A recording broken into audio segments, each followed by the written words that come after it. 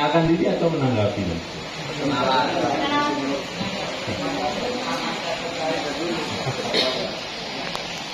Ya, nama saya itu memang menunjukkan bagaimana menjadi uskup pada masa COVID begitu. Tidak enak kalau dipanggil Titus, gampang sekali keliru virus. Karena memang sering disalah-salahkan itu dia. Kalau dipanggil Ruby, sudah ada Monsinyur Rubiatmoko di Semarang. Jadi panggil Solihin orang sering salah baca, Solicin.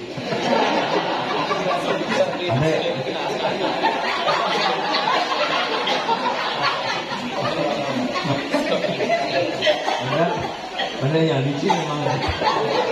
Ini makin licin sudah jadi uskup. Ini benar Bapak Solihin. Benar tadi Kristiani juga benar. Jadi nama itu nama Sunda sebetulnya. Bapak saya mengambil nama Sunda, tapi sebenarnya saya orang Cina. Tapi tidak ada hubungannya dengan Li atau dengan ternyata di Padang memang keluarga kami berhubungan dengan Li kue itu. Saya dari Semarang, kami 4 bersaudara. Bapak saya meninggal dunia waktu anak-anak kami semua masih kecil. Jadi tahun 81 itu masih umur 39 tahun, mama saya sudah sendiri. Lalu membesarkan 4 anak menjadi kesulitan besar bagi beliau, maka akhirnya saya dan kakak saya dititipkan nenek dan kakek di Muntilan. Jadi saya besar sampai SD di Semarang, lalu SMP di Muntilan, kemudian masuk seminari Mertoyudan, Magelang. Dari seminari 4 tahun saya mencoba untuk masuk Jesuit karena memang waktu itu tidak mau saya jadi projo.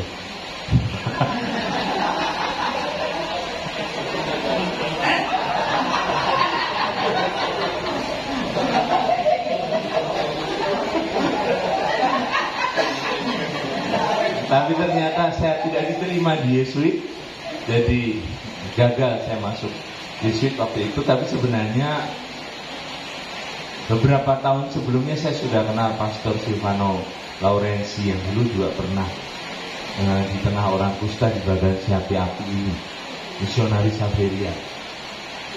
Waktu itu saya sempat menggebu-gebu untuk menjadi imam misionaris, tapi ketika tidak ada kontak dengan Saveria, lalu saya masuk di Yesuit. Tapi ternyata memang cinta pertama lebih kuat sampai akhirnya meskipun sudah tidak ada lagi tes masuk, jadi tidak ada gelombang.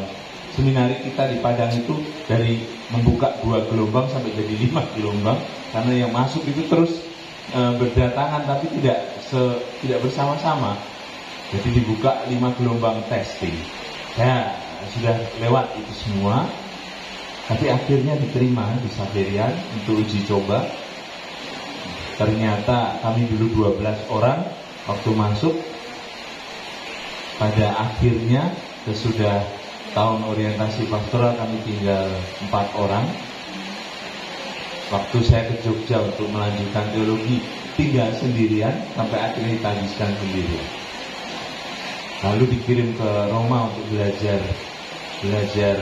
kitab suci.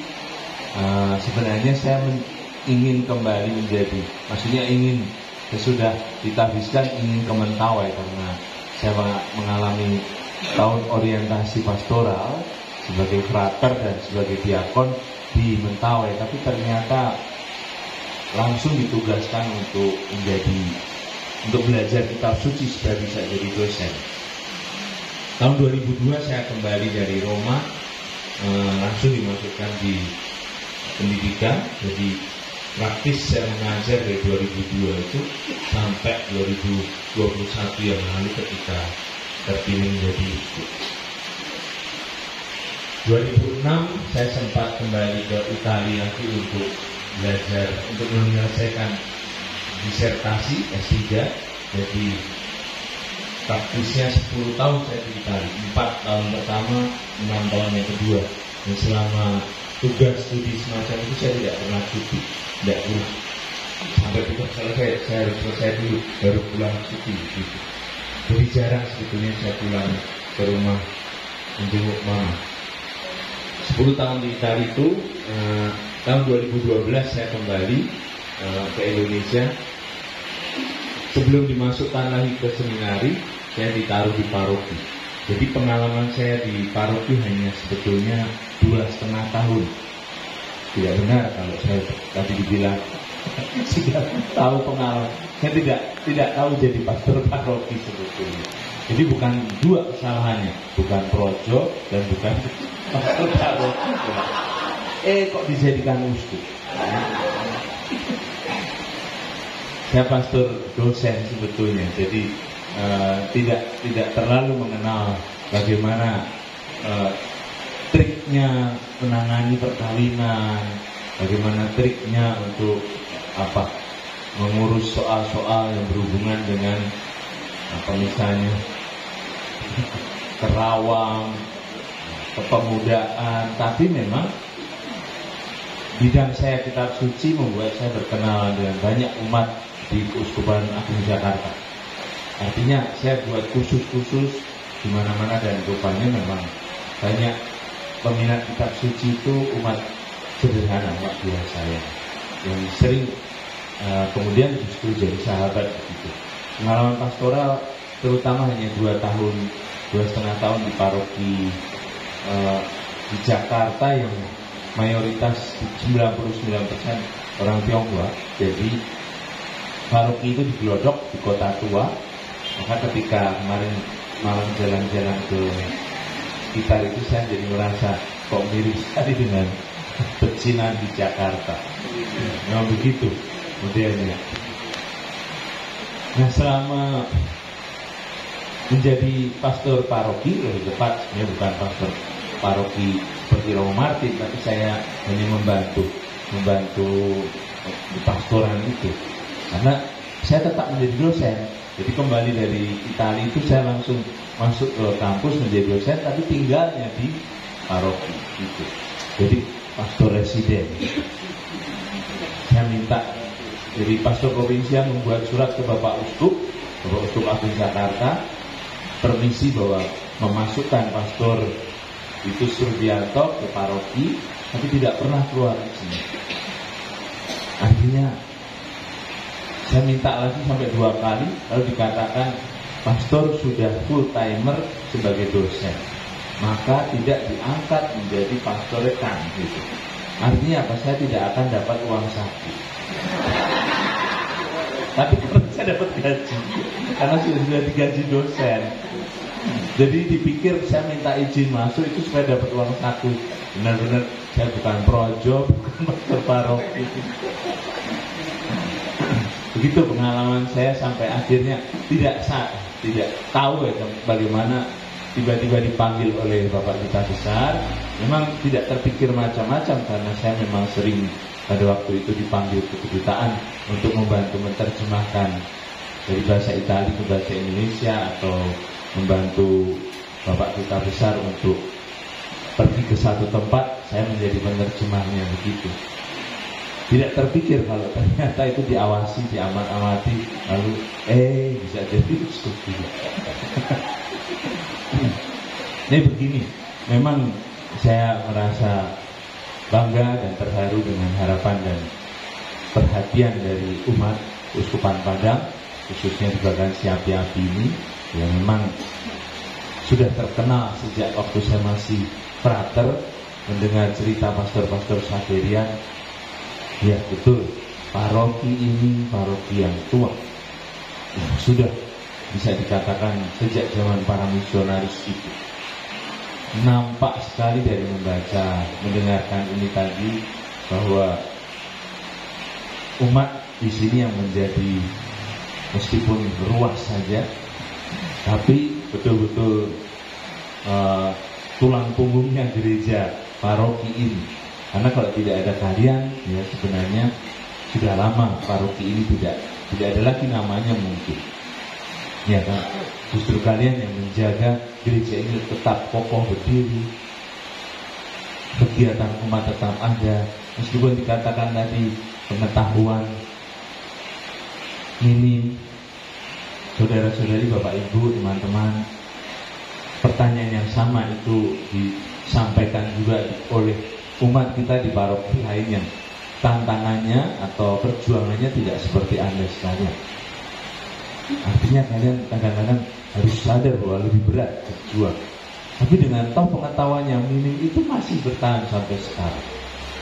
Di tempat lain kita juga membutuhkan katekis, guru agama yang membantu untuk meningkatkan pengetahuan ini.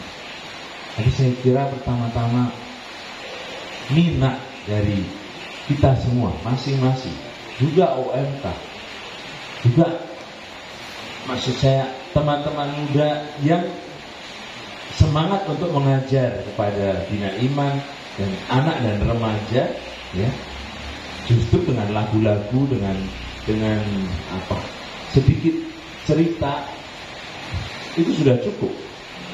Karena yang penting orang Katolik atau gereja kita itu adalah gereja yang berjalan sinode, yang kita temukan undangannya dari Paus Fransiskus justru ketika masa pandemik seolah-olah mau membuat kita jadi malas dan lamban, mati suri. Kalau mau dikatakan tadi seperti WKRI, masa WKRI kok mati suri?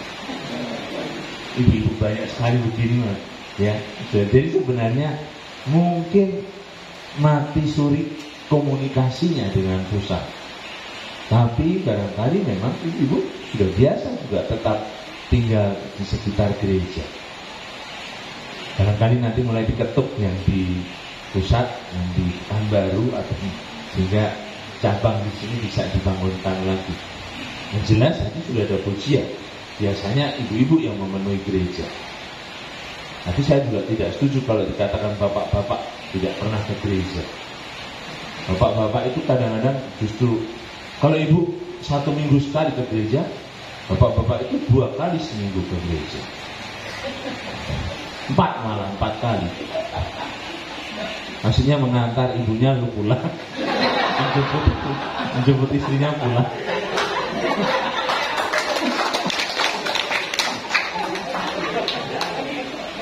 Memang begitu.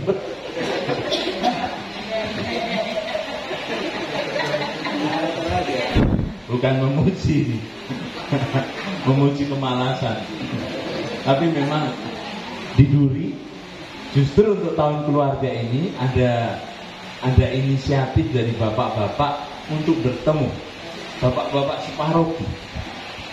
Lalu mereka pakai nama baper gitu, bapak-bapak pencinta gereja, baper, bawa perasaan ini. Mereka buat dengan cara sedemikian untuk mengisi tahun keluarga dengan pertemuan bapak-bapak.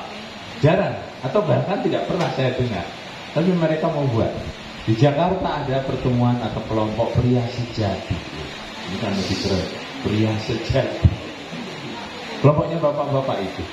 Tapi di Duri mau mulai dengan bapak. Ini satu contoh, satu usaha di tahun keluarga supaya kita juga membuat apa saja yang menunjukkan bahwa jangan sampai kita kalah dengan pengalaman masa COVID itu, pandemik yang membuat kita takut berkumpul, takut bertemu dengan orang. Maka saya kira itu pesan saya membaca ini. Saya mau mengingatkan bahwa saudara-saudari, terutama di Bagasi Api-Api ini, kalianlah yang sebenarnya menjaga bahwa iman dari umat, dari paroki yang sudah begitu tua, katanya sebenarnya sudah 100 tahun ya. Kamu tidak di paspor kan itu kan? Sebenarnya sudah 100 tahun ya. 6 tahun. Oh, sudah pernah perayaan.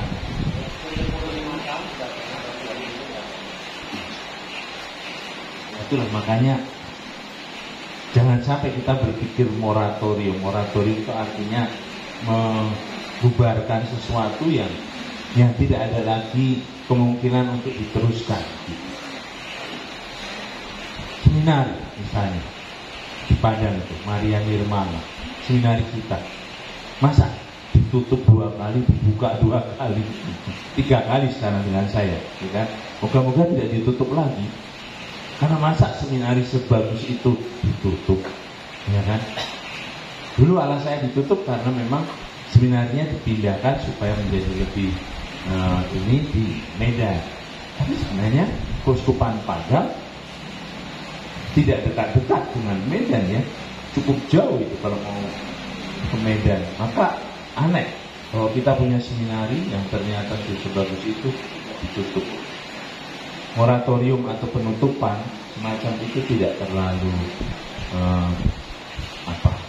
menguntungkan sebenarnya. Maka paroki Bagan si hati-hati juga tidak pernah akan ditutup, justru malah harus dikembangkan. Itu sebabnya tadi pagi saya mengatakan PR besar itu mencari pastor yang bisa tinggal bersama. Ya, jadi terima kasih atas perjuangan Bapak Ibu saudara-saudari yang tentu saja kita mendukung dan akan memberikan perhatian yang lebih besar untuk paroki kita ini, supaya kegiatan-kegiatan dan terutama tadi pesan pengetahuan umat yang minim itu bisa teratasi itu dengan semakin banyak kegiatan. Dan semakin banyak kegiatan karena apa? Ada juga gembalanya lagi di sini. Terima kasih. Nanti